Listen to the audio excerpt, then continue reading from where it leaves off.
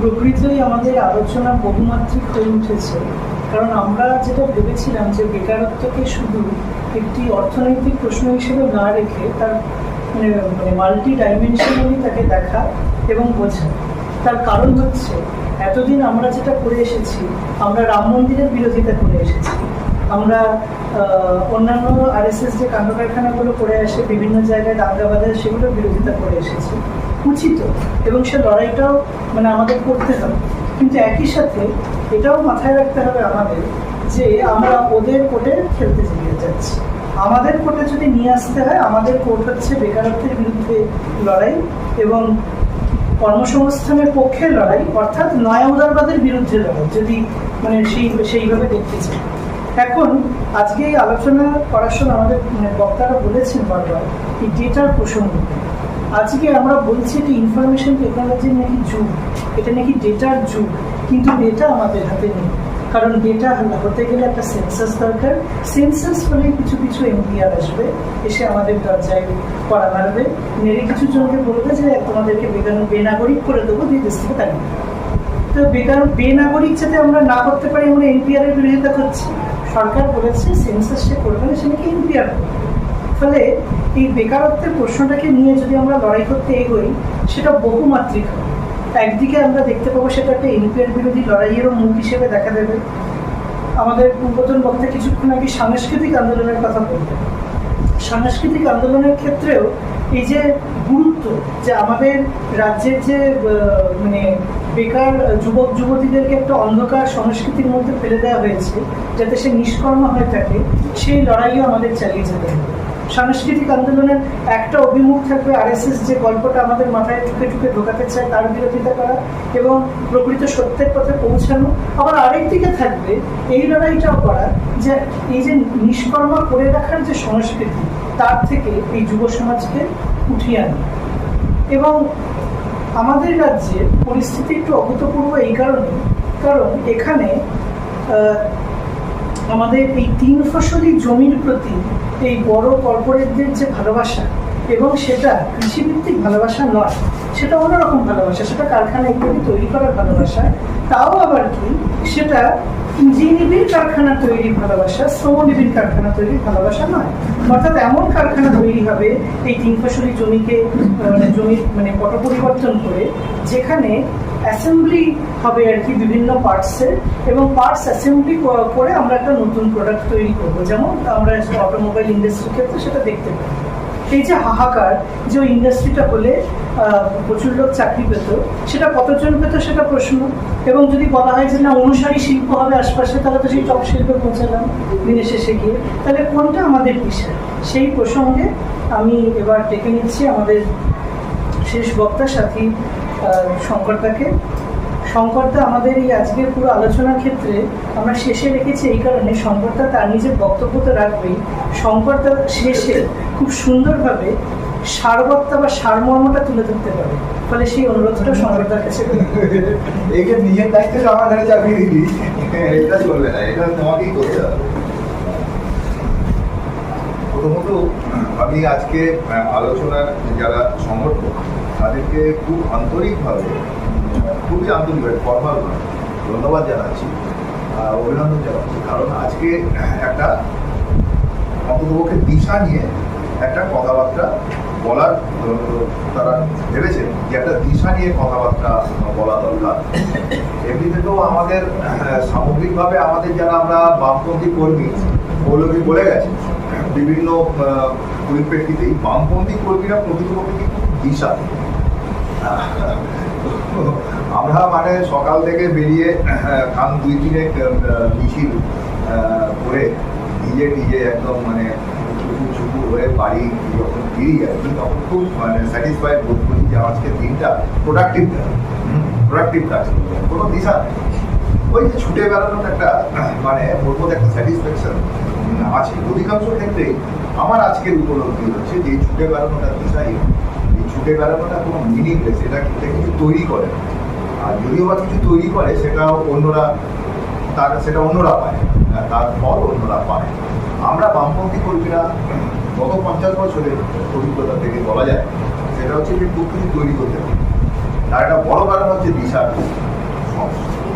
সেরকম একটা জায়গায় দাঁড়িয়ে আজকের এই উত্তুঙ্গ পরিস্থিতির মধ্যেও আজকে যে গুটি কয়েক লোক হলেও তারা যে দিশা অনুসন্ধানের জন্য একটা আলোচনা সভা ডেকেছেন, তার জন্য কিছু সময় ব্যয় করেছেন, সেটার জন্য সত্যিই তাদেরকে ধন্যবাদ জানানো দরকার।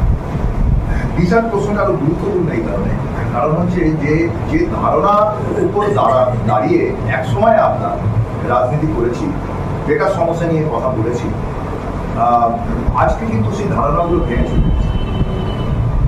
চলে যাওয়ার কারণে দিশা ব্যাপারটা একদম হারিয়ে গেছে। যেহেতু যে ধারণাগুলির ওপর দাঁড়িয়ে সেই দিশাগুলোকে আমরা তৈরি করেছিলাম, ভেবেছিলাম, সেইগুলো আজকের দিনে খারিজ হয়ে গেছে। সেই জায়গায় নতুন ধারণা তৈরি, পুরোনো ধারণা খারিজ হয়ে গেছে, নতুন ধারণা নেই। ফলত এরকম একটা পরিস্থিতিতে দাঁড়িয়ে দিশা স্বাভাবিকভাবেই অত্যন্ত জটিল একটি পরিস্থিতি আছে। ফলত এমন আশা করাটা অনুচিত হবে যে আমি বোধহয় কোনো একটা সামগ্রিকভাবে কোনো একটা দিশা সেট করে দিতে পারবো, এরকম আশা করাটা অনুচিত হবে। আমি সেটা পারবো না। আজকের দিনের মুভমেন্ট সেই জায়গায় নেই। এটা কারোরই, আমার বা অন্য কারোরই, এটা ব্যক্তিগত লিমিটেশন নয়, এটা মুভমেন্টের লিমিটেশন। মুভমেন্ট আজকে সেই জায়গাতেই নেই, সেই সমস্ত অনুশীলনগুলোর মধ্যে দিয়ে সে যায়নি যে অনুশীলনগুলো তাকে এই দিশা দিতে পারে।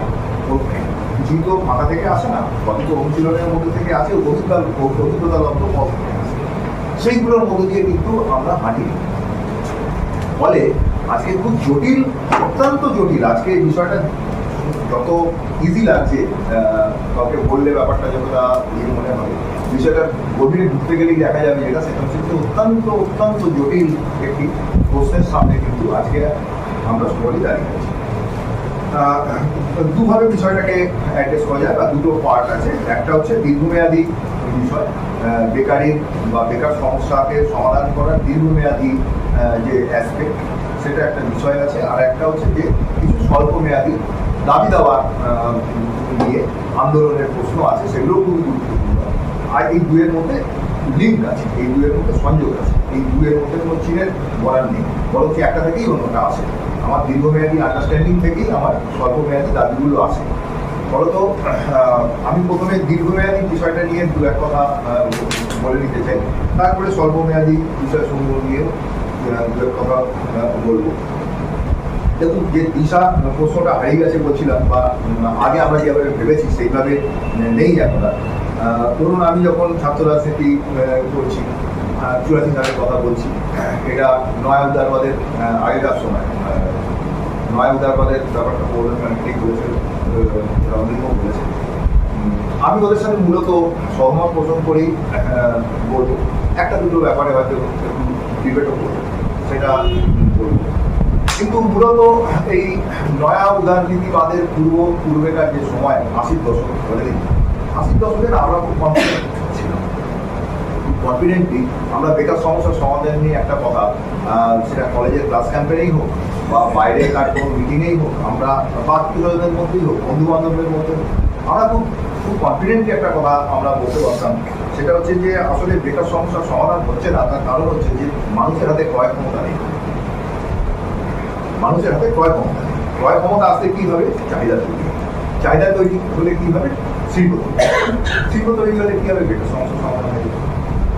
একটা খুব ইজি একটা ডিরেকশন কিন্তু আমাদের সামনে সেট করা ছিল, আমরা এইভাবে ভেবেছি। একদিকে ছিল হচ্ছে যে বুর্জোয়ারা, মানে যারা দক্ষিণপন্থীরা, তারা কখনোই ফুল এমপ্লয়মেন্টের পসিবিলিটি স্বীকার করত। দেখবেন যে ইকোনমিক্স যারা করেছেন, খুব এলিমেন্টারি স্তরেও যে ইকোনমিক্সে, সেখানেও যে মেন স্ট্রিম এটা আছে, মার্ক্সিয়ান ইকোনমিক্স নয়, কিন্তু মেন স্ট্রিম ইকোনমিক্সের জায়গা থেকে সেখানে ফুল এমপ্লয়মেন্টকে কখনো স্বীকার করা হয় না। তারা বলা হয় যে ফুল এমপ্লয়মেন্ট সম্ভব। এটা একটা বিতর্ক ছিল আমাদের কলেজগুলোতে, ইকোনমিক্সের ক্লাসগুলোতে এই ধরনের বিতর্ক ছিল। একবারে ক্লাসে বিতর্ক হতো, স্যারদের সাথে বিতর্ক হতো। স্যার অনেক সময় মেন স্ট্রিম পড়াতেন, বেশিরভাগ স্যার। তো উল্টো দিকে বামপন্থীদের বক্তব্য ছিল, কে বলছে ফুল এমপ্লয়মেন্ট সম্ভব? ফুল এমপ্লয়মেন্ট সম্ভব। রাশিয়া দেখো, চীন দেখো, রাশিয়া ছিল, চীন ছিল, সামনে দেখিয়ে দিতাম। রাশিয়া দেখো, চীন দেখো, সেখানে তো এমপ্লয়মেন্ট সমস্যাটা সমাধান হয়ে গেছে। কী করে? এখন মানুষের ক্রয় ক্ষমতা বেড়েছে। মানুষের ক্রয় ক্ষমতা বাড়তে কী হয়েছে? ইন্ডাস্ট্রি তৈরি হয়েছে। ইন্ডাস্ট্রি তৈরি হতে কী হয়েছে? যে লোকের হাতে চাকরি হয়েছে। মানুষের ক্রয় ক্ষমতা বাড়ছে না কেন? কারণ আমাদের দেশের অধিকাংশ মানুষ গ্রামাঞ্চলে থাকেন। গ্রামাঞ্চলে সামন্ততন্ত্র আছে। সামন্ততন্ত্র আছে মানে মানুষের হাতে জমি নেই। সুতরাং সামন্ততন্ত্রকে হ্রাস করতে হবে। সামন্ততন্ত্রকে ভেঙে চুড়ে যদি জমি নিয়ে এসে দেওয়া যায় কৃষকের কাছে অর্থনৈতিক ক্ষমতা বাড়বে, তার ক্রয় ক্ষমতা বাড়বে এবং তার উপর ভিত্তি করে একটা পর একটা ইন্ডাস্ট্রি তৈরি হবে। কেন তো এই যে কনসেপ্টটা, এই কনসেপ্টটা 90-এর দশকে, খুব বেশি দিন লাগেনি এটা ভাঙতে। এটা আমাদের, আমি 84 সালের কথা বললাম, এটা 6 বছরের মধ্যেও 90 সালের পরবর্তীতে এই কনসেপ্টটা কিন্তু ভেঙে চলে গেল। এরকমভাবে বাংলা দেখুন, বাংলা যেটা সেটা হচ্ছে যে গুলজোয়ারা বললো, নয়া উদারবাদ আসার পর গুলজোয়ারা বললো যে ইন্ডাস্ট্রি আমরা, কে বলেছে ক্রয় ক্ষমতা লাগবে ইন্ডাস্ট্রি করার জন্য যে খুব মানুষের ক্রয় ক্ষমতা বাড়িয়ে ইন্ডাস্ট্রি করতে হবে তার প্রয়োজন। তুমি আমাকে একটা ইন্ডাস্ট্রি ফ্রেন্ডলি অ্যাটমসফিয়ার দাও, সেখানে আমি শিল্প করছি। শিল্প করার জন্য ওই রকম ক্রয় ক্ষমতা বাড়াতে হবে এমন কোনো কথা। তাহলে কি করতে হবে? তারা একটা কনসেপ্টকে হাজির করতে হবে, নানানভাবে সেই কনসেপ্ট প্রকাশিত হয়েছে। সেটা হচ্ছে যে আমি মানুষের বাইক প্যাটার্নকে চেঞ্জ করি। ধরুন একটা কথা বলবি, এ নিয়ে বলছিল না, অটো নিয়ে সিএনজি চালু হলো। অটো ড্রাইভার বলছে, একদম ঠিক একই রকম অভিজ্ঞতা, অটো ড্রাইভারদের সাথে কথা বলা, তাদের সাথে কিছু কাজ করা। বলছে দাদা সিএনজি চালু হলো, অটো দিয়ে দিল, লোন হয়ে গেল, ইএমআই দিতে হবে। ঠিক 14 বছর 6 মাসে এটা শেষ। 14 বছর 6 মাসে এটা শেষ। 15 বছরে গাড়ি চলে গেল, আবার গাড়ি, আবার লোন। তাহলে এটা কন্টিনিউয়াস লোনের মধ্যে। বলছে দাদা গাড়িটা ভালো ছিল নি, গাড়িটা কিন্তু ভেঙে ফেলার কোনো গাড়ি ভেঙে ফেলতে হবে। বলছে গাড়িটা ভেঙে ফেলার কোনো দরকারই ছিল না, ওই গাড়িটাই আর চলতো 15 বছর। তাহলে দেখুন 30 বছর একটা গাড়ি চালাতেন, আমি 30 বছর আপনাকে 2 গাড়ি বেঁচে দিলাম। যদি 1 কোটি অটো ড্রাইভার থাকে, আমি 2 কোটি দিই। 1 কোটি যেখানে আমার অটো বিক্রি হতো সেখানে আমি 2 কোটি অটো বিক্রি করলাম, ডাবল করে দিলাম না। আপনাকে কি হলো? আপনার ক্রয় ক্ষমতাকে বাড়াতে হলো না। আপনাকে কি করতে হলো? আপনাকে একটু অ্যাডজাস্ট করতে হবে। ওই যে ইএমআইটা দিচ্ছেন, ওটা তো আপনার যে ইনকাম সেখান থেকে যাচ্ছে। এইটা করার জন্য আপনাকে একটু প্রোটিন কম খেতে হবে।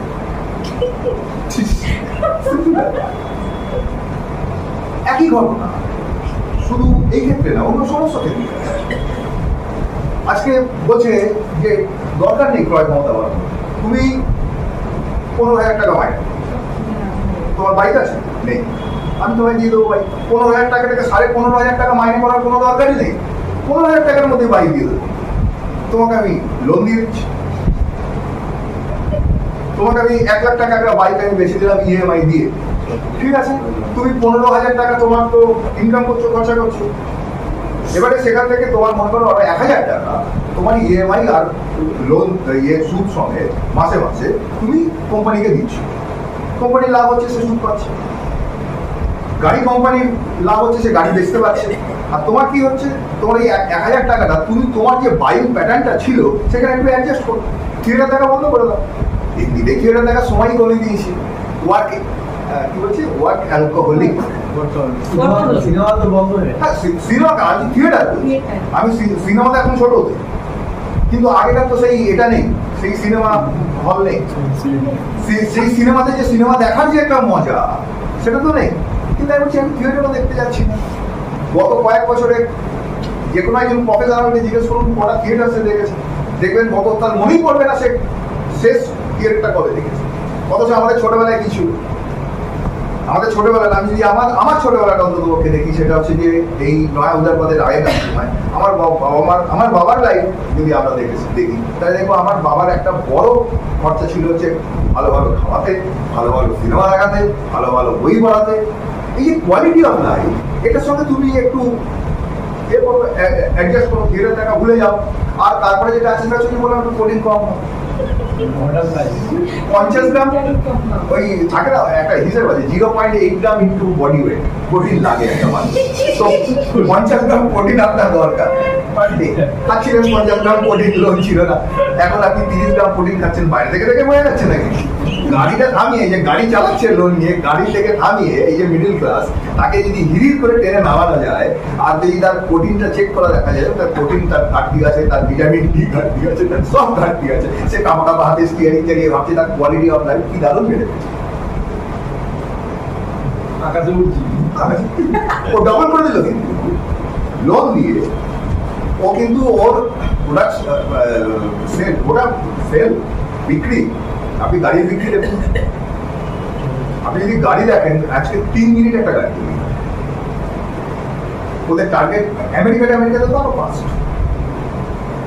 আমি মানে অনেক খুব ইন্ডাস্ট্রি উপন্যাসও আছে গাড়ি ইন্ডাস্ট্রি নিয়ে কার ইন্ডাস্ট্রি নিয়ে সেখানে দেখা যাচ্ছে যে মানে আপনার 21 সেকেন্ড একটা মানে গাড়ি তো বেচতে হবে যে গাড়ি তৈরি হচ্ছে আমাদের আগেকার কনসেপ্টটা কি ছিল আমাদের আগেকার কনসেপ্টটা ছিল যে ইন্ডাস্ট্রি হচ্ছে না প্রোডাকশন হচ্ছে প্রোডাক্টিভ ফোর্স বনাম প্রোডাক্টিভ রিলেশন তার সংঘাতে বিপ্লব তাহলে এখনকার নতুন প্রোডাক্টিভ রিলেশন কি করবে প্রোডাক্টিভ ফোর্সকে বাড়িয়ে দেবে মানে হুড়ুর করে প্রোডাকশন বাড়বে যত প্রোডাকশন বাড়বে তত ইন্ডাস্ট্রি হবে তত লোকের চাকরি হবে এই তো কনসেপ্টটা ছিল কনসেপ্টটা ভেঙে চুরে চুরমার হয়ে গেল কারণ ওরা বললো যে সেটা হচ্ছে যে আমার দরকারই নেই লোকের হাতে পয়সা দিয়ে ক্রয় ক্ষমতা বাড়ানোর আমি তার বাইং প্যাটার্ন চেঞ্জ করে দেবো বাইং প্যাটার্ন চেঞ্জ করে দিয়ে আমি আমার মার্কেট বাড়িয়ে দেবো আর আমি যখন ইন্ডাস্ট্রি করবো আমি প্রতি 2 কোটি টাকা ইনভেস্টমেন্টে একটি লোকের চাকরি দেবো মডার্নাইজেশন আজকের দিনের যে মডার্ন ধরুন যে সিঙ্গুর প্রকল্প করেছে সিঙ্গুরের আপনি একটা সিম্পল হিসেব ধরেন সিঙ্গুরে 1000 একর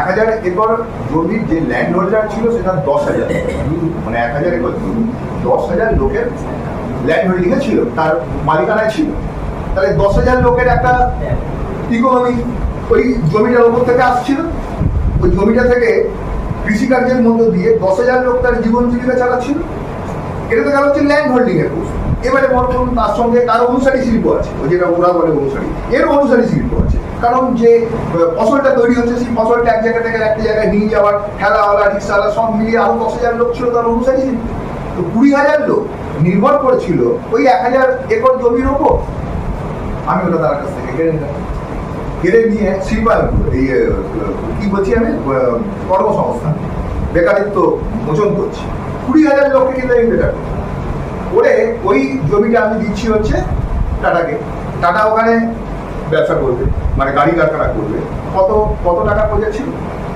1,500 কোটি টাকা প্রজেক্ট ছিল কত লোকের চাকরি করতো 750 টাকা অনুসারী শিল্পটির উপর আমি ধরে নিলাম যে তোর 2,000 লোকের চাকরি 20,000 লোকের কাছ আমি ছিনিয়ে নিলাম নিয়ে তাকে 2,000 লোককে সেখানে সব মিলিয়ে আমি কর্মসংস্থান দিচ্ছি কি কর্মসংস্থান বলে 18,000 লোক তো তার বেতন হয়ে গেল টাটা কারখানা মানে হয় গুজরাটে চলে গেছে গুজরাটে চলে গিয়ে সে মুখ বের করেছে কি পড়েনি কেউ বলছে অমুক কেউ বলছে প্রচুর আমি ছেড়ে দিলাম সেদিন আমি ধরে দিচ্ছি যে টাটার কারখানাটা ওখানে রয়েছে টাটার কারখানাটা ওখানে হয়েছে সাকসেসফুল হয়েছে সে একদম বিশ্ববাজার ধরে একদম ফাটিয়ে দিয়েছে যেটা সেই সময় রবিকান্ত ছিলেন টাটা মোবাইলসের ম্যানেজিং ডিরেক্টর রবিকান্ত বলছিলেন সেটা হচ্ছে যে আমরা একদম আমাদের এমন একটা প্ল্যান করেছি যে আমরা এমন একটা গাড়ি বার করেছি যে গাড়িটা মনে করুন $1,000 গাড়ি মানে ভদ্রলোক ভালো করে কথা বলতে $1,000 গাড়ি এই $1,000 গাড়ি আমরা একদম ইউরোপের মার্কেট ছেড়ে দেবো সেই $1,000 গাড়িটা যে কোথায় গেছে হ্যাঁ সে কেউ জানে না ইউরোপের মার্কেটে কি ছেড়েছে কেউ জানে না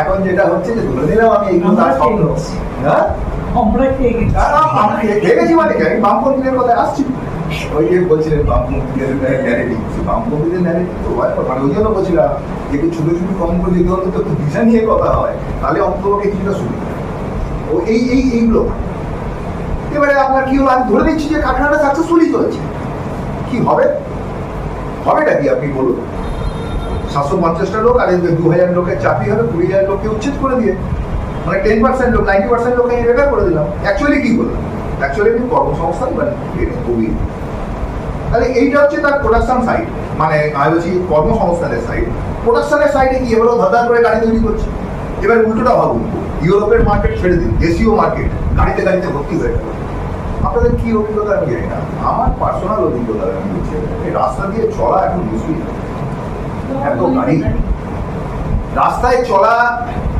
ভয়ঙ্কর হয়ে গেছে। মানে আমার বাড়ির পাশে একটা রাস্তা, সেই রাস্তাটা যে খুব বড় রাস্তা এমন নয়, খুব হাইওয়ে নয়, মেন ওয়ে নয়, সেটা একটা গলিষ্ঠ গলি। তবে সেই গলিটা একটা বড় রাস্তাকে কানেক্ট করছে। প্রতি 3 সেকেন্ড একটা করে দেবে। একটা একদম বয়স্ক লোক, বৃদ্ধ লোক, তার পক্ষে হাঁটা খুব মুশকিল। আমাদের পক্ষেই হাঁটা মুশকিল গাড়ির সাথে। আর এখনকার গাড়িগুলো এই ঝাঁ করে চলে যায়, আগেকার মতো গাড়িগুলো নয়। হ্যাঁ, স্পিড এরকম ঝাঁ করে বাড়ে, ঝাঁ করে কমে, সে তো মানে ভয়ঙ্কর গাড়ি হাঁটা যাচ্ছে। এটা গেল হচ্ছে যে ফিজিক্যাল মানে জায়গার প্রশ্ন, গাড়ির সাথে মানুষের সংঘাতের। আর একটা প্রশ্ন যেটা, সেটা হচ্ছে যে আমার তো অনেকেই জানেন আমার একটা হার্ট অ্যাটাক আছে। এখন অনেকেই বলে সিগারেট খাওয়া, সিগারেট খাওয়া, তোমার এই সিগারেট খাওয়ার জন্য সব কিছু হচ্ছে সিগারেট, সিগারেট ঠিক সিগারেট দিতে হতে পারে। তো আমাকে একজন ডাক্তার আমার বন্ধু বললো যে হ্যাঁ ঠিক আছে, আসলে মুশকিল কি জানিস তো, সেটা হচ্ছে যে গড়িয়াহাটের মোড়ে 8 ঘন্টা 2 মিনিট দাঁড়িয়ে থাকিস, তাহলে তোর 1 প্যাকেট ওই মানে ফালতু সিগারেট, মানে মোস্টটা আমাদের 5 টাকা যে সিগারেট, 1 প্যাকেট ওই সিগারেট খাওয়ার সময় 8 ঘন্টা গড়িয়াহাটের মোড়ে দাঁড়িয়ে থাকবে। কি বলবেন না, যে পরিমাণ পলিউশন তৈরি হচ্ছে, যেটা একটা খুব অতি সংগত কারেক্ট কথা, যে আজকের দিনে পরিস্থিতিটা দাঁড়াচ্ছে যেটা, সেটা হচ্ছে যে একটা গাড়িতে একটা লোক বসে আছে। আগে আমরা কি ছিলাম? আগে আমরা ছিলাম যে একটা গণপরিবহন ব্যবস্থাকে কি করে শক্তিশালী করা, কি করে বাস আরো বাড়ানো যাবে, কি করে ট্রাম আরো বাড়ানো যাবে, গণপরিবহন। এখন যেটা হয়েছে সেটা হচ্ছে যে একটি গাড়ি, একটি লোক, মানে প্রত্যেক বাড়িতে একটা গাড়ি থাকবে, এরকম একটা ব্যাপার হয়েছে। তার মধ্যে আরো সমস্যা হয়েছে যে প্রত্যেকটা বাড়িতে যদি 3টে মেম্বার থাকে তাহলে 3টে গাড়ি থাকে। কারণ বাবা একটা গাড়ি নিয়ে বেরিয়ে যাচ্ছে, এবারে একজন কেউ কোথাও যাবে, তো বা হয়তো 2জন চাকরি করে, মানে স্বামী স্ত্রী দুজনেই চাকরি করেন, দুজনে গাড়ি নিয়ে যাচ্ছেন। তারপরে বাচ্চারা রয়েছে, কি অল্প বয়সী রয়েছে, তারাও কি আর কম যায়, তারাও একটা গাড়ি নিয়ে যাবে, তাহলে 3টে গাড়ি প্রতি পরিবারে। আচ্ছা আপনি ধরে দিন, এবার আপনি আমি একটা অন্য সাইডে আছি, এই যদি অবস্থা চলতে থাকে, তাহলে এই যে আমাদের কনসেপ্টটা ছিল না 80-র দশকে, সেটা হচ্ছে যে বেকার সমস্যা সমাধানের পথ হচ্ছে যেটা, সেটা হচ্ছে যে এই যে আপনার প্রোডাকশন, এই যে যাচ্ছে কোথায়, যাবে কোথায়? কারণ রাস্তা দরকার, গাড়িকে অ্যাকোমোডেট করতে গেলে আপনার রাস্তা দরকার, রাস্তা বানাতে গেলে আপনাকে চাষের জমি নষ্ট করতেই হবে। আপনি দিল্লি যান, ভয়ঙ্কর অবস্থা, দিল্লি ক্রমশ প্রসারিত হচ্ছে। পলিউশন তো আছে, পলিউশনের ব্যাপারটা একটা, কিন্তু অন্যদিকে একটা ব্যাপার হচ্ছে যে দিল্লি ক্রমশ প্রসারিত হচ্ছে। দিল্লি যে এখন কত বড়, এদিকে দ্বারকা, এদিকে রোহিণী, ওদিকে প্রায় শনিপথ পর্যন্ত হচ্ছে, মানে বর্ডার, একদম হরিয়ানা বর্ডার পর্যন্ত হচ্ছে আপনার দিল্লি এনসিআর রিজিয়ন ক্রমশ বাড়ছে। এই যে বাড়ছে মানে কি, কারণ ক্রমশ ওই কৃষি জমি কিন্তু খেতে পারছে, কৃষি জমি খেতে পারছে, গাড়িকে অ্যাকোমোডেট করছে। তোমার কৃষি জমি হয়ে যাবে, কৃষকের যা খুশি হয়ে, কর্মসংস্থান নিয়ে তাদের আদৌ কোনো ভাবনাই নেই। প্রোডাকশন, এইটা কিন্তু আমরা মার্কসিস্টরাও ভেবেছি 20 শতকে, আমরা কিন্তু মার্কসিস্টরাও ভেবেছি, সেটা হচ্ছে যে প্রোডাকশন, যত বেশি প্রোডাকশন বাড়বে, এরা কি করছে, প্রোডাক্টিভ ফোর্সকে ধরে রাখছে, বেঁধে রাখছে। আজকের দিনে যে প্রোডাকশন রিলেশন বা উৎপাদন সম্পর্ক, সেই উৎপাদন সম্পর্ক উৎপাদিকার শক্তিকে বেঁধে রেখেছে। বিপ্লব যেটা করবে সেটা হচ্ছে যে এই উৎপাদিকার শক্তি সম্পর্ককে ভেঙে দেবে, যাতে করে কিনা উৎপাদিকার শক্তি আনলিশ করবে, এবং সে প্রোডাকশন কি দাঁড়াচ্ছে। 20 শতকের মার্কসিজম আমাদের কিন্তু আজকে ফিরে দেখতে হবে। এই ফিরে দেখার কাজটা করার জন্য কিন্তু আমাদের ওই দিশা অনুসন্ধানটা খুব ছুটে বেড়াতে শুরু করে। আজকের দিনে আমাদেরকে ফিরে দেখতে হবে, সেটা হচ্ছে যে আচ্ছা ব্যাপারটা কি সত্যি এরকম, উৎপাদিকা শক্তি বাড়া মানেই কি বাড়া, প্রোডাকশন বাড়া বা প্রোডাক্ট বাড়া, এর মধ্য দিয়ে কি বেকার সমস্যার সমাধান? একদিকে তো দেখছি হচ্ছে বেকার সমস্যার সমাধান হচ্ছে, কারণ যেভাবে তারা ওই যে বললাম সব হচ্ছে যে 2 কোটি টাকায় একজন বেকারের কাজ, সুতরাং ওখান থেকে বেকার সমস্যার সমাধানের কোনো জায়গা নেই, এটা আমরা বুঝে গেছি। আর হচ্ছে যেটা, সেটা হচ্ছে প্রকৃতির সর্বনাশ। প্রকৃতির সর্বনাশ মানে কি? প্রকৃতির সর্বনাশ মানে আসলে তো আমার নিজের সর্বনাশ, মানুষেরই সর্বনাশ। কারণ মানুষ যদি না থাকতো তাহলে আর আমরা এত ভাবতেই পারতাম। মানুষ আছে তাই আমরা ভাবছি, চেতনা তো তাই। এখন আমি দেখছি যে প্রকৃতির এরকম একটা ভয়ঙ্কর সর্বনাশ হচ্ছে। আপনি ভাবুন, সেটা হচ্ছে যে সমাজতন্ত্র করে ফেললাম গত শতকের মার্কসিজমের উপর দাঁড়িয়েই, এইভাবে একটু ভাবা যায়, গত শতকের মার্কসিজমের উপর দাঁড়িয়েই আমরা সমাজতন্ত্র যদি করে ফেলতাম বা করি, তাহলে কি হবে? সারা পৃথিবীতে আজকে যত জনসংখ্যা আছে প্রত্যেকটার একটি করে গাড়ি, অত গাড়িকে ধরার প্রকৃতির তো সেই ধারণ ক্ষমতাই থাকবে, অত গাড়িকে প্রকৃতি ধরতেই পারবে না। অত রাস্তাকে যদি আমি প্রকৃতির আনাচে কানাচে একদম মানে মেরু প্রদেশ পর্যন্ত বরফ বরফ গলায় দিয়ে যদি আমরা সেখানে একদম রাস্তাঘাট বানাই, গাড়িকে অত গাড়ি ধরতেই পারবে না। আর যদি বা কোনো রকমের ধরে রাখে ওই গাড়ির চাপেই তো এই পৃথিবী, তার বায়ুমণ্ডল, তার সমস্ত কিছু, তার বাস্তুতন্ত্র থেকে শুরু করে সমস্ত কিছু দেখে চলে চুপ হয়, অন্য রাস্তা সন্ধান। আজকের দিনে দাঁড়িয়ে আমাকে বেকার সমস্যার সমাধান করতে গেলে প্রথম যেটা আমাকে যেটা বুঝতে হবে সেটা হচ্ছে যে কর্পোরেটের হাতে যদি সম্পদ থাকে, মিনস অফ প্রোডাকশন যদি কর্পোরেট হাতে থেকে যায়, ব্যক্তি মালিকানায় থেকে যায়, তাহলে কিন্তু আর এক কদম আপনি এগোতে পারছেন। প্ল্যান্ড ইকোনমি ছাড়া, কোনো না কোনো প্রকারের প্ল্যান্ড ইকোনমি ছাড়া, আজকে রণদীপ বলছি, সেটা হচ্ছে একটা তথ্য দরকার, ডেটা দরকার। বারবার ওর কথায় ফিরে এসছে যে ডেটা দরকার, আমার সামনে ডেটা দরকার, তথ্য দরকার, কত বেকার আছে তার একটা ডেটা দরকার। এগুলো কিছুই নেই। বা আজকে আমি যদি আমাকে যাই করতে হোক না, আমাকে যেটা করতে হবে যে কোথাও না কোথাও একটা ক্যাপ রাখতে হবে। যে ধরে নিন, আমি একটা কথা বলছি, 1500 কোটি টাকার উপরের বিজনেস অবশ্যই জাতীয়করণ। কথা বললাম, এটা 1500-র বদলে 1000 হতে পারে, 2000 কোটি টাকা হতে পারে, সেটা ডিপেন্ড করছে অনেক কিছুর উপর। কিন্তু ধরে নিন আপনি যদি ক্ষমতায় আসেন বা আপনার হাতে যদি ক্ষমতা দিয়ে বলা হয় যে করুন তো মশাই, কি করবেন করুন, তাহলে আপনাকে প্রথমে এই কাজটা করতেই হবে। সেটা হচ্ছে যে 1000 বা 2000 কোটি টাকার উপরের বিজনেস ব্যবসা, তাকে আপনাকে জাতীয়করণের রাস্তায় যেতেই হবে। আপনি এটা ভাবতে পারবেন না, সেটা হচ্ছে মানে আপনি এটা প্ল্যানিংয়ে যেতেই পারবেন না যে আপনার সব কিছু ঠিকঠাক হবে, আপনার কর্মসংস্থান হবে, আপনার পরিবেশ বজায় থাকবে, সমস্ত কিছু হবে, আর আদানি আম্বানিরাও থেকে যাবে। আদানি আম্বানি আজকে শুধু ভারতবর্ষের জল জঙ্গল জমিন থেকে তো বটেই, এবং এয়ারপোর্ট ধরুন, সমস্ত এয়ারপোর্টগুলো, সমস্ত ডকগুলো, সমস্ত পোর্টগুলো তারা কন্ট্রোল করছে, তাদের হাতে তুলে দেওয়া হচ্ছে। তাহলে আমাকে কোথাও না কোথাও গিয়ে আজকে একটা রিভার্স করার কথা বলতে হবে। আমাকে প্রাইভেটাইজেশনের ভয়ঙ্কর বিরোধিতা করতে হবে। আজকে যেভাবে রেল, যেভাবে আজকে ব্যাংকের কথা ছিল, আমার বন্ধুরা ব্যাংকের ইউনিয়ন ওরা একটা করছে খুব সুন্দর, সেটা হচ্ছে যে ওই এটা মানে আপনার ওই যে কন্ট্রাকচুয়াল স্টেট ব্যাংক থেকে শুরু করলো, অন্যান্য ব্যাংকেও ছড়াচ্ছে, হুড় করে ছড়াচ্ছে।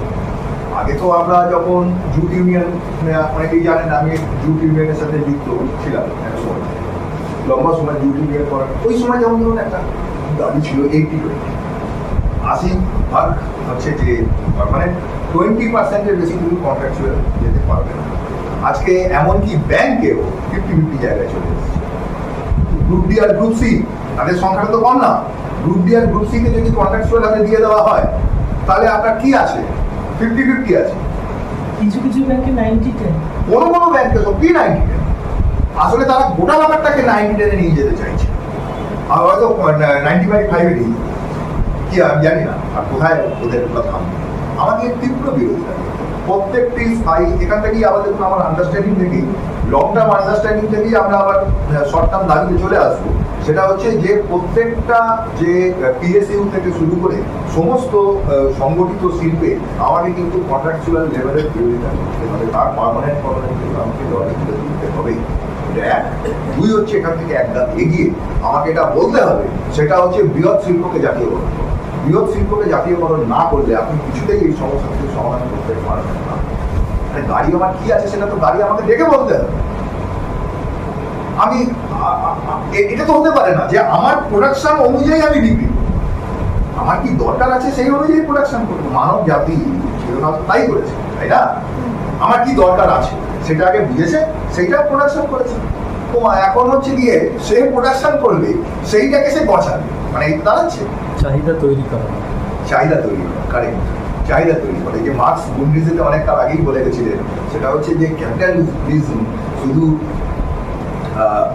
চাহিদার জন্য পণ্য তৈরি করে না, পণ্যের জন্য চাহিদা করে। এইখানে আসে যেটা, সেটা হচ্ছে যে কালচারাল স্ট্রাগলের প্রশ্ন। কালচারাল স্ট্রাগলটাকে আমি ঠিক এইভাবে ভিজুয়ালাইজ করি না, মানে এইখানটা একটু আমার মানে ছোট্ট একটা ডিবেট আছে যে এই যে নিষ্কর্মার সংস্কৃতি, সেটা থেকে কালচারাল মানে সেটার বিরোধিতা করতে গিয়ে কালচারাল ব্যাটল, এইভাবে ঠিক আমি ঠিক ভাবি।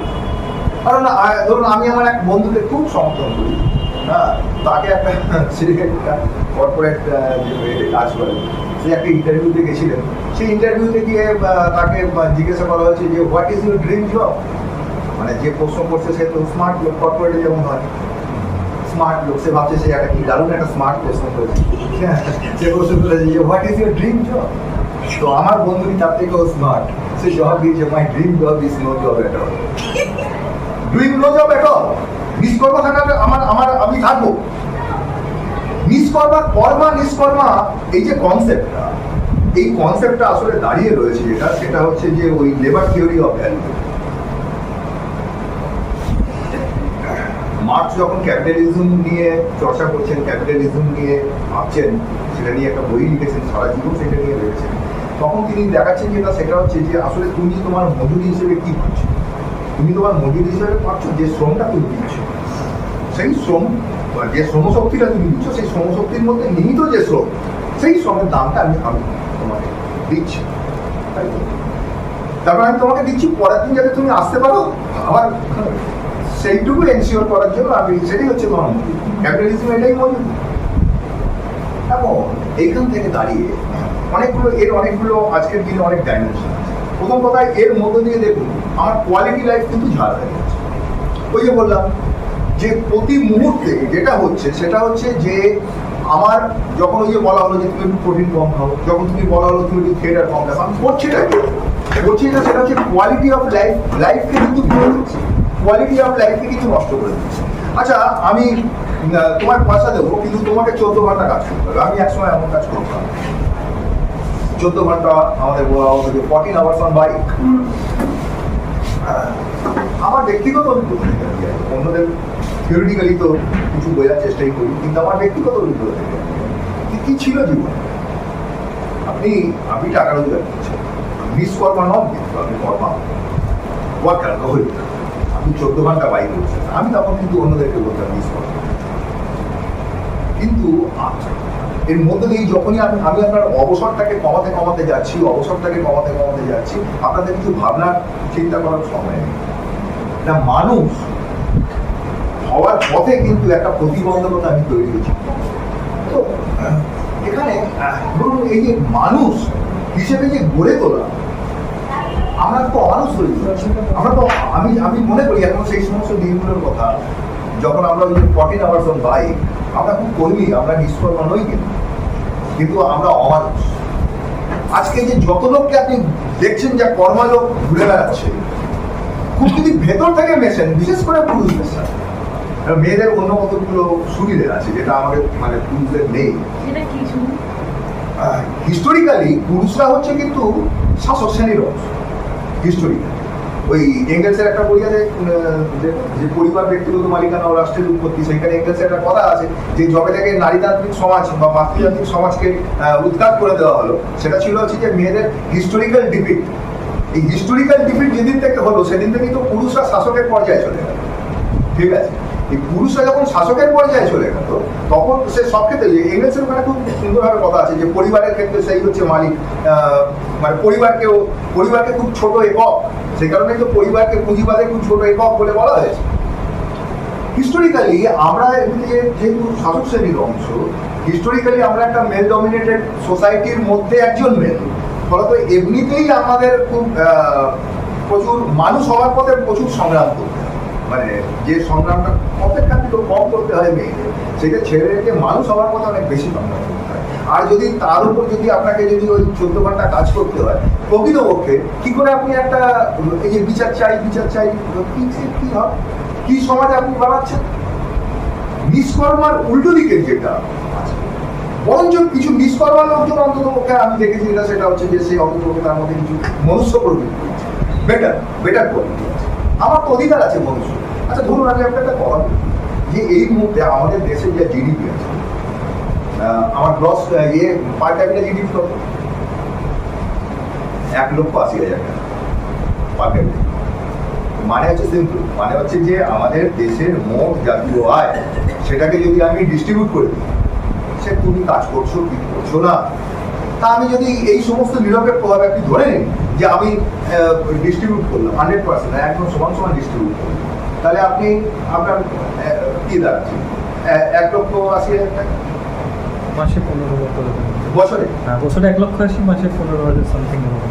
বা 1,80,000 টাকা যদি তোমার, আমি ধরে দিচ্ছি তোমার যদি তোমার বাড়িতে 3টে লোক আছে, সুমিতের বাড়িতে 3টে লোক আছে, তাহলে 5,40,000 টাকা পারিবারিক ইনকাম আছে, ঠিক আছে। আপনি বলুন, সেটা হচ্ছে যে একটা আত্মমর্যাদা সহকারে বেঁচে থাকা তো হয়। আজকে যা পরিস্থিতি আছে, আমি ধরে নিচ্ছি যে এইখানে দাঁড়িয়ে রইল, প্রোডাকশন আরো বাড়লো না, আরো ডেভেলপ করলো না, আরো উন্নয়ন করলো না, কিন্তু একটা ডিস্ট্রিবিউশনে আমি একটা ড্রাস্টিক পরিবর্তন, এই ড্রাস্টিক পরিবর্তনটা ডিস্ট্রিবিউশনের ক্ষেত্রে কি দাঁড় করাবে যেটা, সেটা হচ্ছে যে অন্তত পক্ষে বলা যাবে যে দারিদ্রকে সে মুছে দেবে। কিন্তু এর পাশাপাশি একটা জিনিসও মুছে গেল। কি মুছে গেল বলুন তো? আমেরিকা মুছে গেল। কারণ ওই 1,80,000 টাকা তো সবার আম্বানির, সে তো এখন তার তো এখন ব্যবসায়ী প্রায় 20,000 কোটি টাকা টার্ন ওভার, সেখান থেকে সে ঝট করে নেমে যাবে হচ্ছে যে 1 লক্ষ বছরে 1,80,000 টাকা ঝট করে নেমে যাবে, চাইবে? এটাকে বলে বিপ্লব। This is called revolution. এটা আবার খুব হায়ার মিডল ক্লাস আমার, যে মনে করুন 5 লক্ষ টাকা, 3 লক্ষ টাকা, অন্তত 3 লক্ষ টাকা আইটিতে চাকরি করছে, যে খুব ওপরের ক্রিম একটা অংশ, সেও কিন্তু মানে সমাজতান্ত্রিক দেশগুলো যে ফেল করলো তার পিছনে একটা বড় কারণ হচ্ছে, সেটা হচ্ছে যে অন্য গণতন্ত্রের প্রশ্ন আছে, কিন্তু অর্থনৈতিক প্রশ্নে তো খুব সমস্যা ছিল না, কিন্তু একটা বড় কারণ হচ্ছে ওই যে কালচারাল প্রশ্ন, যে আমাকে বড় লোক হতে দিতে হবে, আমাকে বড় লোক হতে দেওয়ার অধিকার চাই। আরে বড় লোক হতে দেওয়ার অধিকার মানে কি? মানে অন্য কাউকে গরিব করার অধিকার চাই। বড় লোক তো এইভাবে হতে পারে না, বড় লোক আর গরিব দুটো তো মিলিয়েই একটা সিস্টেম, যে সিস্টেমে বড় লোক নেই সেই সিস্টেমে গরিব নেই, যে সিস্টেমে গরিব নেই সেই সিস্টেমে বড় লোক নেই। তাহলে আমাকে আমার ইচ্ছা মতো বড় লোক হতে দিতে হবে। আমি চাইলে আজকে আমেরিকানদের মতো এই কিনবো সেই কিনবো, যেটা গাড়ি কিনবো, আমার সব বাড়ির এর মানে কি? এর মানে তো হচ্ছে যে কিছু লোককে বা অধিকাংশ লোককে গরিব করতে হবে। এই যে ডিম্যান্ডটা, এই যে অ্যাসপিরেশনটা, এই অ্যাসপিরেশন, এই ডিম্যান্ডটাই হচ্ছে শোষকের অ্যাসপিরেশন। এর বিরুদ্ধে কালচারালি ফাইট করা দরকার ছিল, যেটাকে এখানে কমিউনিস্টরা আটার বরঞ্চ আরো বেশি বেশি করে আমরা দেখেছি, সেটা হচ্ছে যে এই যে প্যারাডাইম, অর্থনীতির এই যে প্যারাডাইম, এর মধ্যে ঢুকে যাওয়া হয়েছে, একে আত্মস্থ করে দেওয়া হয়েছে, এটাকেই আমাদের প্যারাডাইম বলে ধরে দেওয়া হয়েছে। যেন বা পার্টি ক্ষমতায় থাকলেই যেন বা সবকিছু হয়। গীতার সংস্কৃতি, গীতার অর্থনীতি এগুলো যেন ম্যাটারই করে না, সমস্ত কিছুই চলবে, শুধু পার্টি ক্ষমতায় থাকবে। এই যে কনসেপ্ট, এই কনসেপ্ট একটা সময় কমিউনিস্ট আন্দোলন একটা সময় খুব জোরালো হয়ে দাঁড়াবে। আজকে 21শ শতাব্দীতে দাঁড়িয়ে আমাদেরকে এগুলো করতে হবে, যে এই যে ভ্যালু থিওরি অফ লেবার, একে এই লেবার থিওরি অফ ভ্যালু, তাকে কিন্তু আমাকে কন্টেস্ট করতে হবে।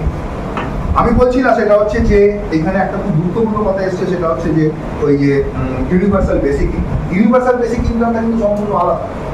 ইউনিভার্সাল বেসিক ইনকাম হচ্ছে যে আমি লোকগুলোকে কোনো প্রোডাক্টিভ কাজে লাগাতে পারি। আমি প্রোডাক্টিভ কাজ প্রথম কথা, প্রোডাক্টিভ কাজ বলতে ঠিক কি বোঝায় সেইটাকে আগে ঠিক করতে হবে। প্রোডাক্টিভ কাজ বলতে ঠিক কি বোঝায় সেইটাকে আগে ঠিক করতে হবে। পৃথিবীতে মানুষ বলে একমাত্র প্রজাতি যে খুব ইনহেরেন্ট করে এই কোয়ালিটিটা, প্রোডাক্টিভ কাজ। অন্য প্রজাতিও আছে, আমি অন্য প্রজাতিগুলোকেও খাটো বলছি না, এরকম অনেক প্রজাতি আছে যারা কিন্তু খুব প্রোডাক্টিভ কাজকর্ম করে, কিন্তু মানুষের মধ্যে এই ক্ষমতাটা অনেক বেশি আছে। সেই হিসেবে মানুষের মধ্যে, সুতরাং প্রত্যেকটি মানুষকে আমি কিন্তু তাকে প্রোডাক্টিভ কাজে আমি লাগাতে পারি, সেটা ইন্ডাস্ট্রি নাও হতে পারে। ইন্ডাস্ট্রি যদি আমার প্রোডাক্টিভ ফোর্স যদি আমার বাড়ে, তাহলে শুধুমাত্র প্রোডাকশনই বাড়ে না, আমি প্রোডাকশনটাকে বন্ধ করে দিতে পারি বা প্রোডাকশনটাকে একই জায়গায় রাখতে পারি। রেখে আমি যেটা করতে পারি সেটা হচ্ছে যে মানুষগুলোর যে ওয়ার্কিং আওয়ার, সেই ওয়ার্কিং আওয়ারকে কমিয়ে দিতে পারি। 3 ঘন্টা কাজ করবে, তুমি 3 ঘন্টা কাজ করে চলে যাবে, তারপরে 3 ঘন্টা কাজ করবে, তুমি পুরো টাকা মাইনে করবে। আমি নিষ্কর্মা বলবো না, একে আমি নিষ্কর্মা বলি না, আমি মনে করি ওটাই প্রোডাক্টিভ। আমি মনে করি 3 ঘন্টা কাজ করে বাড়ি চলে গিয়ে তুমি একটা ছবি আঁকবে, দ্যাট ইজ প্রোডাকশন, সেটাও প্রোডাক্টিভ। আমি চাই যে তুমি একটা সিনেমা তৈরি করবে, তুমি একটা কবিতা লিখবে, সেটাও প্রোডাক্টিভ। প্রোডাক্টিভ মানে শুধুমাত্র একটা গাড়ি তৈরি নয়, একটা পেন তৈরি নয়, একটা পেন্সিল তৈরি নয়, একটা ব্যাটারি তৈরি নয়, একটা মোবাইল তৈরি নয়।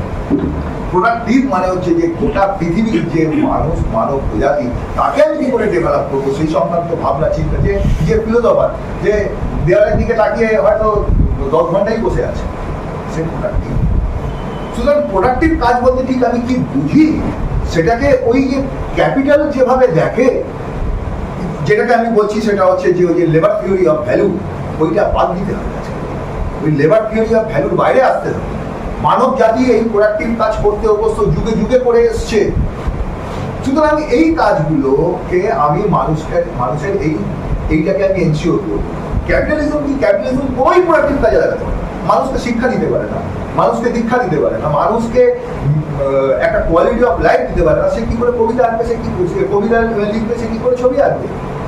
প্রোডাক্টিভ কাজ সে করবে কি করে? প্রোডাক্টিভ কাজ করতে গেলেও তো তার আবার কতগুলো বেসিক ট্রেনিং দরকার। ক্যাপিটালিজম এগুলো দিতে পারে। ক্যাপিটালিজম কি দেখছে? ক্যাপিটালিজম দেখছে বাবা আমার গোটা সিস্টেমটা ভেঙে চুরে না যায়, তলা থেকে আমার একটা বিদ্রোহ হয়ে গেল যে গোটা সিস্টেমটা ভেঙে চলে গেল, আমি ওপর থেকে কিছু। এটা যেমন 2008-এর যখন লেমন ব্রাদার্স যখন দেউলিয়া হয়ে যাচ্ছে, এই সময়টায় তখন আমেরিকান যে ফেডারেল রিজার্ভ, সর্বোচ্চ ব্যাংক ফেডারেল রিজার্ভ, তার চেয়ারম্যান ছিলেন হচ্ছে বেন বার্নার্ড। এই বেন বার্নার্ডকে তখন বললেন সেটা হচ্ছে যে আমাদেরকে মানুষ যাতে পয়সা নেই তো কি করতে হবে। ও তখন একটা কাজ করেছিল, ও হেলিকপ্টার থেকে টাকা ফেলেছিল। এখান থেকে ওর নাম হয়েছিল হেলিকপ্টার ব্যান। এই হেলিকপ্টার ব্যান এই যে ওপর থেকে টাকা ফেলে মার্কেট বানানোর চেষ্টা করলো বা ক্ষমতা বানানোর চেষ্টা করলো, এইটারই আর একটা আজকের দিনে মডার্ন সিস্টেমেটিক চেহারায় আসছে ইউনিভার্সাল বেসিক ইনকাম, যেটা কংগ্রেস বা রাহুল গান্ধী বলেছেন বলে বামপন্থীরা একদম উদ্বাহু হয়ে একদম মানে নেচে উঠেছে। দেখো দেখো রাহুল গান্ধী কি চমৎকার একটি কথা। আসলে যে ন্যারেটিভের কোর্স এটা খুব বড় করে আসছে, সেটা হচ্ছে যে কমিউনিস্টদের ন্যারেটিভটা আজকে আর 300 শতকের ন্যারেটিভ দিয়ে আছে কিন্তু আমরা আমাকে আজকে অন্য অনেক কিছু চেঞ্জ করতে। পরিবেশের প্রশ্ন তো অত্যন্ত গুরুত্বপূর্ণ সব ক্ষেত্রে। আমি একটা দুটো জায়গা থেকে বলেছি, সেটা হচ্ছে গাড়ির জায়গা থেকে বলেছি, কিন্তু শুধু তো গাড়ি না, সমস্ত কিছু। আজকে ব্যাটারির কোশ্চেন আছে, আজকে খুব ইম্পর্টেন্ট যেটা সেটা হচ্ছে যে এই যে যেভাবে আজকে মাইনিং হচ্ছে, সেই মাইনিং এর কোশ্চেনটা আজকে দিনে খুব ইম্পর্টেন্ট। যেভাবে আজকে খুব বিস্তারিত যাওয়ার তো দরকার নেই, মানে আমি সংক্ষেপে বলে যাচ্ছি, যেভাবে মাইনিং গুলো আজকে হচ্ছে সেগুলো আজকে খুবই কি করবে। এইখানে সত্যি একটা কালচারাল কোশ্চেন আসবে যে আমাকে কনজামশন, কিন্তু আজকের দিনে যে হাইয়েস্ট কনজামশন, আজকের দিনে সারা পৃথিবীতে যে লোকটা সব থেকে হাইয়েস্ট কনজামশনের উপর দাঁড়িয়ে থাকে, সেই লেভেলে গোটা মানব জাতিকে যদি আমি তুলে নিয়ে যাই, তাহলে এই পৃথিবীর ধ্বংস এখনই প্রায় শেষ হয়ে গেছে, আর কেউ আটকাতে পারে।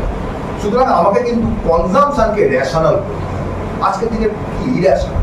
আজকে একটা জিন্স পরবে, তারপর একটা জিন্স পরবে, আমার দরকার নেই, কিন্তু আমার ওয়ার্ডরোব ভর্তি 365টা জিন্স, 365 দিন আমি আরে একটা জিন্স তৈরি করতে যে পরিমাণ জল লাগে। এবারে ধরে নিলাম সমস্ত করে ফেলেছি, সবকটা লোককে যদি কনজামশনের ওই লেভেলে নিয়ে আসি, পৃথিবীর যতগুলো লোক আছে তারা 365 টাকা করে জিন্স তার ওয়ার্ডরোবে রাখবে, আর সেই পরিমাণ ওয়ার্ডরোব সে তৈরি করবে, সেই পরিমাণ কাঠ কাটবে, সেই পরিমাণ সে আলমারি তৈরি করবে। এই পাগলের ব্যাপার। এই যে গোটা প্যারাডাইমটা একটা মানে পাগলের প্যারাডাইম। এইখান থেকে কিন্তু আমাদের আজকে কনজামশনকে রেশনাল জায়গায় নিয়ে আসার জন্য সাংস্কৃতিক বিপ্লব। সাংস্কৃতিক বিপ্লবের যে বেসিকটা হচ্ছে সেটা হচ্ছে যে তুমি আগে বোঝো তোমার কি চাই, কার কি চাই। এই চাওয়াটাকেও কিন্তু ও একটা না অস্বাভাবিক জায়গায় নিয়ে চলে গেছে। কোনো মানুষ খুশি না, কারণ সে যা চায় সেটা একটা না অদ্ভুত জায়গায় চলে গেছে, সেটা তার কোনো রেশনালিটি নেই, সে সেটা পাচ্ছে না। এত ডিপ্রেশন আজকে দেখবেন না যে ডিপ্রেশনের ছড়াছড়ি, ওষুধের ছড়াছড়ি, নার্ভের ওষুধের ছড়াছড়ি, ডিপ্রেশনের এত ডিপ্রেশন কেন? কারণ হচ্ছে যে মানুষের যে চাহিদাকে এমন একটা জায়গায় নিয়েও চলে গেছে যে কোনো মানুষ খুশি না। যারা অপরাধী হতে পারছে তারা অপরাধী হচ্ছে, যারা কাঁচা পয়সা রোজগার করতে চাইছে, স্কোপ আছে, তারা সন্দীপ ঘোষ হচ্ছে। সে আজকে ওই সিরিজ বেছে দিচ্ছে, যার যেখানে যেটুকু ক্ষমতা আছে, আজকে গোটা সমাজটা একটা অসুস্থ সমাজে দিয়ে পরিণত হচ্ছে। সিগারেট কিনলাম দিল্লিতে 10 টাকা, সিগারেটের দাম 8 টাকা প্যাকেট, 10-10-এর প্যাকেট 80 টাকা, তাহলে একটার দাম কত হয়? 8 টাকা। বললাম 2 টাকা ফেরত দিন। क्या 2 रुपया के लिए आप बोलते हो? मैं बोलছি যারা 2 रुपया मार दिया, बोले हाँ आपको मार दिया, दूसरा किसी को मार दो।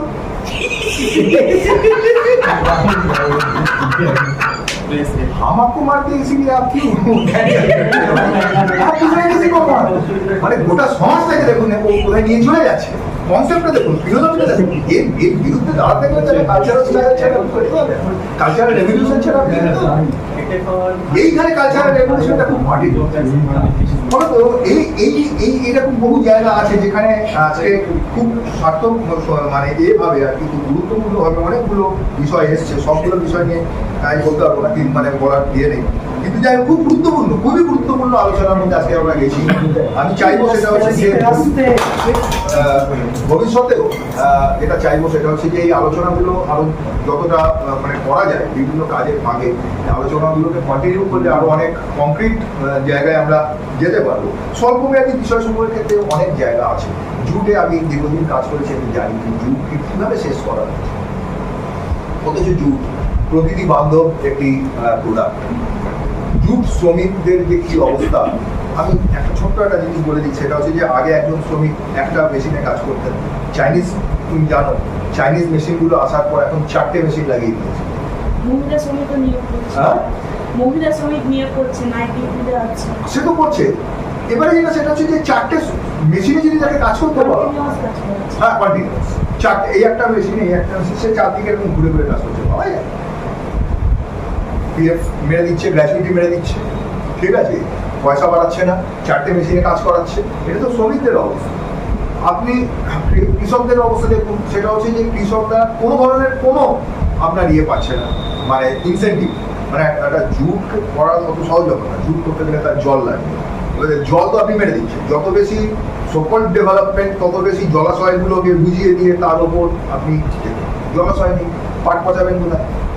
নদিয়ায় গেছিলাম কদিন আগে, খুব জুটের জায়গা, ভয়ঙ্কর ভয়ঙ্কর জুটের জায়গা।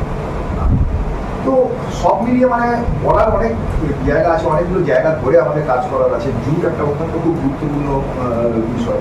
জুটকে যদি আপনি কম্পালসারি করেন তাহলে অনেকগুলো জায়গায় জুটের ডিমান্ড বাড়ে। আচ্ছা, জুটের ডিমান্ড বাড়লে আর একটা করছে মালিকরা, সেটা হচ্ছে যে বাংলাদেশ থেকে জুট কিনে নিয়ে সেখানে বেঁচে দিচ্ছে। এখানে জুটে তার নিজের কারখানা বন্ধ, তার নিজের কারখানা বন্ধ করে সে বাংলাদেশের প্রোডাক্ট সস্তায় করছে বলে সে বাংলাদেশের প্রোডাক্ট কিনে নিয়ে এসে এখানে জিএসটির জন্য হচ্ছে।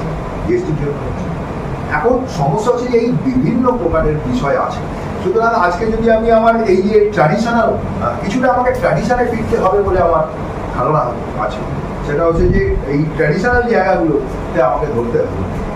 প্লাস ধরুন এই যে আশা কর্মী মিডে কর্মী কত টাকা মাইনে পাচ্ছে? 1500 টাকা। 1500 টাকা মাইনে দিয়ে আপনি কি করবেন? একটা চালাতে পারবেন একটা সংসার? অথচ তাই হচ্ছে। সেখানে একটা বড়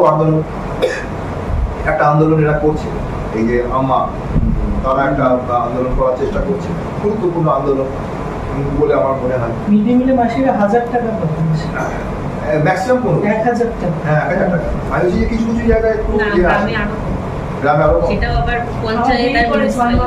তাহলে এবারে ভাবুন, এই তো হচ্ছে গিয়ে প্রকৃতপক্ষে এইগুলো দাঁড়াচ্ছে অবস্থা।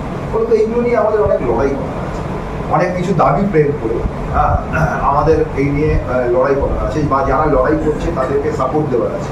যে ফিল্ডে কিছু লড়াই তো হচ্ছে, যেমন ব্যাংকে হচ্ছে, ওই যেটা বিভিন্ন ক্ষেত্রে হচ্ছে, কিছু হুঁশিয়ারিতে করছে।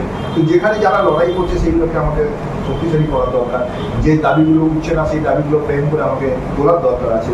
আর হচ্ছে যে ওভারঅল যে প্যারাডাইম, সেই প্যারাডাইমগুলোকে আমাকে আরেকটু ভালোভাবে অনুসন্ধান করে মাইন্ড টিপিংয়ে গিয়ে সেখান থেকে আমাকে আজকের দিনে আরও কিছু দাবিকে তোলার দরকার আছে। যেমন এই যেটা বললাম, সেটা হচ্ছে যে এই জাতীয়করণের প্রশ্ন বা কর্পোরেট বিরোধিতার প্রশ্ন, যেটা কৃষকরা ওদের অলরেডি কিন্তু এই দাবিটা তুলেছে, শ্রমিক শ্রেণী কিন্তু এই দাবি কিন্তু তুলতে পারে, কৃষকরা কিন্তু তুলে। সুতরাং এটা খুব ইন্টারেস্টিং বিষয়ও বটে ভারতবর্ষের ক্ষেত্রে, যে খুব অগ্রবর্তী যাদেরকে আমরা ভাবি শ্রেণী ক্ষেত্রে, তারা অনেকটা সেই সব মুভমেন্টের পেছনেই ল্যাগিং বিহাইন্ড। কৃষকরা সেই তুলনায় অনেক বেশি একদম কর্পোরেটের বিরুদ্ধে কথা বলছেন।